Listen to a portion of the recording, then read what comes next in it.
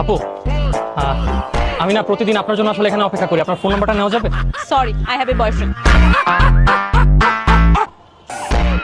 এই ছেলেটা তো মেয়েদেরকে ডিস্টার্ব করতেছে। ওর সামনে দিয়ে কি যাবো? ওর সামনে দিয়ে গেলে যদি আমাকেও ডিস্টার্ব করে, আর ধুর কি হবে, যাই। কি ব্যাপার? কি সমস্যা?